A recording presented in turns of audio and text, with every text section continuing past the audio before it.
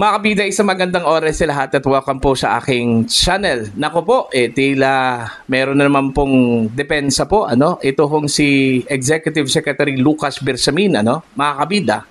Dito ho sa pagpapalabas po ng Statement of Assets and Liabilities and Net Worth, o SALN, ni Pangulong Ferdinand Bongbong Marcos, sa gitna po ng panawagan po mga kabida, mula sa taong bayan na dapat ilabas na po ito hong SALN po ni PBBM, mga kabida. Ang sabi po ni Lucas Bersamin, hindi daw ho basta-basta mga kabida, na ilabas ito hong SALN po ni PBBM dahil may mga sensitibong detalye po ang nilalaman po nitong SALN po, mga kabida. Okay? Bago ho tayo mag-react dyan, mga kabida, ito, babasahin ko lang po. Ito hong article ng Ampalita ngayon, mga kabida. Ito po. Sa gitna ng mga panawagan mula sa publiko at mga transparency advocates na ilabas ang Statement of Assets and Liabilities and Net Worth o SALN ni Pangulong Marcos Jr., nanindigan ang Malacanang na dapat itong dumaan sa masusing proseso. Ayon kay Executive Secretary Lucas Bersamin, hindi maaring basta-basta ibigay sa publiko ang SALN ng Pangulo o ang sinumang opisyal ng gobyerno dahil ito ay naglalaman ng mga sensitibong detalye na maaring magdulot ng panganib. Dagdag pa ni Bersamin, may umiiral na mga patakaran na kailangang sundin bago maibigay ang kopya ng SALN at dapat may mabigat na dahilan ang sinumang humiling nito. Gayunman, nananatiling mainit ang usapin sa publiko dahil ilang beses nang nanawagan ang mga grupo ng civil society at good governance advocates na ipalabas rin ni Marcos Jr. ang kanyang SALN, isang hakbang na ayon sa kanila magpapatunay ng tunay na transparency at pananagutan sa pamahalaan. Ayon. So yun yung balita po, at yun din yung depensa po mga kabida ni Executive Secretary Lucas Bersamin po, dito ho sa panawagan po mga kabida, ng publiko na dapat ilabas din ni Pangulong Ferdinand Bongbong Marcos yung kanya hong Statement of Assets and Liabilities and Net Worth o SALN po, mga kabida. Kagaya ng ginawa po ng ilang mga opisyal, ilang mga senador, mga kabida.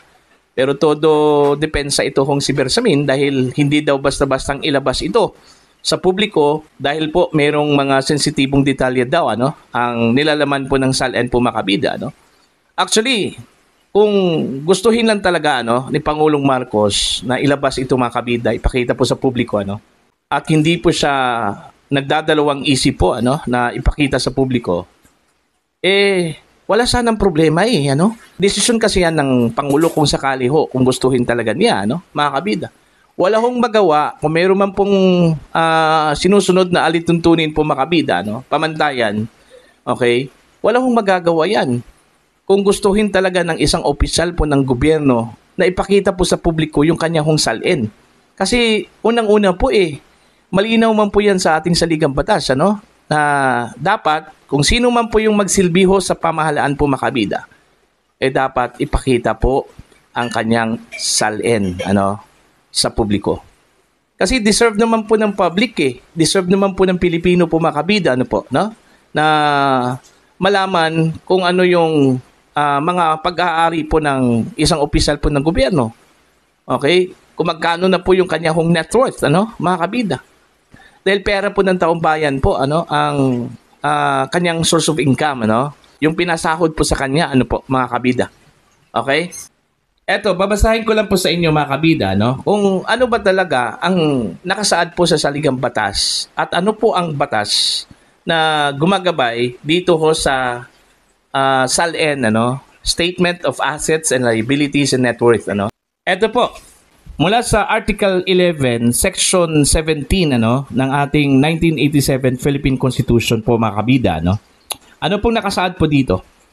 A public officer or employee shall, upon assumption of office and as often thereafter as may be required by law, submit a declaration under oath of his assets, liabilities, and net worth. Okay? In the case of the President, the Vice President, members of the Cabinet, the Congress, and Supreme Court, the Constitutional Commission, and other constitutional offices and officers of the Armed Forces of the Philippines with generals or flag rank, the declaration shall be disclosed to the public in the manner provided by law. Okay? Malinaw po yan sa saligang batas na kailangan hong i-disclose po sa publiko po, mga kabida, yung SALN. Okay? From the President down to the rank of the officers of the Armed Forces of the Philippines, mga kabida. Now, ang sinasabi ho dito, okay, provided by law. Meron bang batas, mga kabida, na gumagabay ho dito ho sa disclosure po ng SALN, mga kabida, ng mga opisyal at empleyado po ng gobyerno,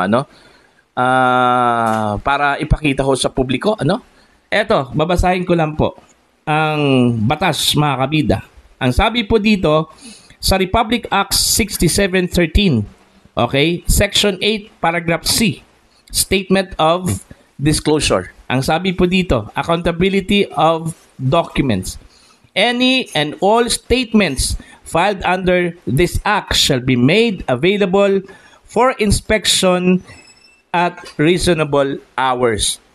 Ayon. Such statements shall be made available to the public for a period of 10 years after receipt of the statement. After such period, the statement may be destroyed unless needed in an ongoing investigation. It shall be unlawful for any person to obtain or use any statement for any purpose contrary to morals or public office or for any commercial purposes other than by news and communication media for dissemination to the general public. So, malinaw po, na pwede hong i-disclose. Meron pong batas na gumagabay po dyan, mga kabida. Okay?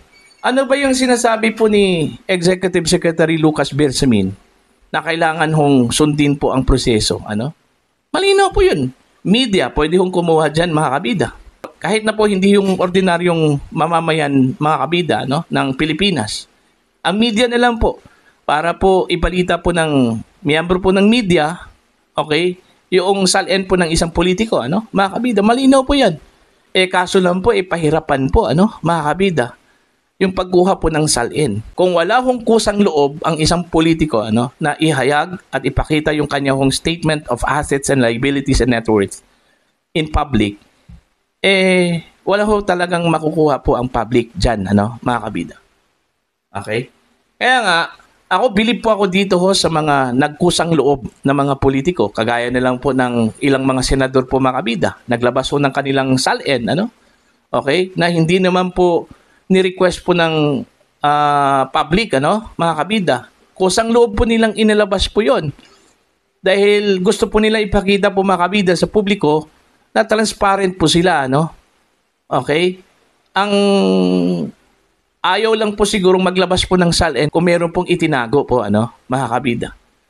Kaya sa case po ni Pangulong Ferdinand Bongbong Marcos, kung gustuhin talaga niya, kung gusto po niyang manguna, mga kabida, ipakita po niya sa publiko, na wala ho siyang itinago, dapat ipakita po niya ito kung kanyang statement of assets and liabilities and net worth. Hindi ho dapat gamitin po ang batas para pahirapan po ang publiko, mga kabida, sa pagkuha po ng kopya ng SALN. Yung sinasabi ho niyang meron pong nilalamang mga sensitibong mga detalye, bakit yung iba pala? Bakit naglabas yun sila, Yung mga senador, bakit inilabas yung kanilang SALN kung meron pong mga sensitibong mga detalye po doon, Kung sa tingin ho ni Secretary Bersamin na baka mamimiligro yung seguridad po ng isang opisyal po ng gobyerno kung ilalabas po ang SALN, bakit ito kung mga senador? Hindi ba nila iniisip yan? Na baka mamimiligro yung kanilang seguridad at maging yung kanilang pamilya dito, mga kabida? Ganun talaga yun, ano? Pag nasa public service, you should sacrifice. Okay? Dapat may isakripisyo ka dyan. Kasi nanunungkulan ka sa publiko eh. Okay? Ang bottom line lang po dyan is yung transparency. Para po malaman po ng publiko na wala talaga siyang itinatago. Ano? Wala po siyang questionabling mga propiedad po, ano, mga kabida. Okay? Na inilagay po niya dyan sa kanyang SALN. Ano? Okay? Yun yung purpose. Bakit ilan po dyan sa mga politiko nag-atubili pong ilabas yung kanilang SALN? Okay? So, posibleng meron pong itinatago po, ano, mga kabida. Ito, opportunity na po ito kay Pangulong Marcos para to prove, mga kabida, no, na seryoso talaga siya. Gusto man kaya niya ng transparency, ano? Siya yung unang nag-advocate po, ano, na dapat maging transparent po ang gobyerno, ano, mga kabida. Ito, chance na po niya ito, ano? Ilabas na po niya yung kanyang SALN ayon sa demand po, ano, ng public at ng ilang mga transparency advocates po, mga kabida, ano? Okay? Para po magkaalaman, mga kabida, yung mga inaakusa po laban sa Pangulo, na laban ho sa ilang mga opisyal po ng gobyerno, ano, na nagkamal daw ng pera mula sa taong bayan, this is the right time to prove to them that they are wrong, ano? Mali po sila. Yun lang yung paraan po, ano, mga kabida, na wala kang itinatago.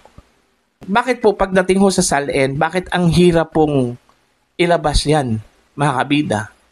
Malinaw naman po yan, ano? Una, sa saligang batas. Pangalawa po, meron pong batas na gumagabay dyan. Okay? Imagine na, from the president down to the officers of the armed forces, ano? Okay?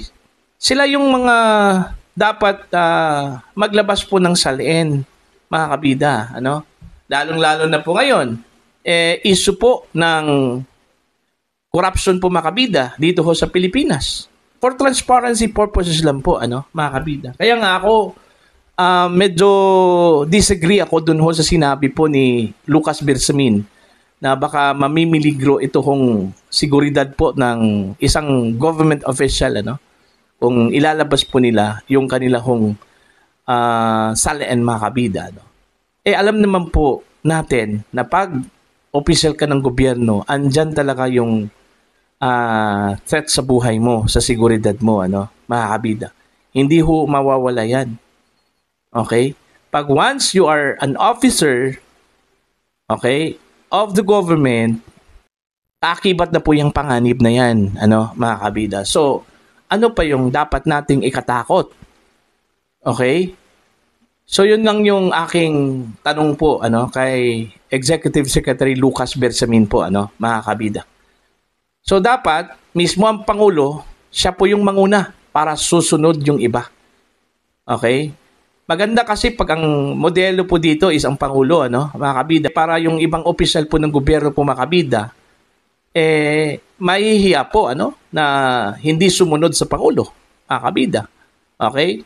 Kagaya lang po ng Vice Presidente, mga senador, miyembro po ng House of Representatives, ano, ilang mga miyembro po ng constitutional commissions, ano, mga kabida, at ilang constitutional body po, ano. Yun. Maging sa level po ng mga empleyado, ilabas po nila yan, mga kabida.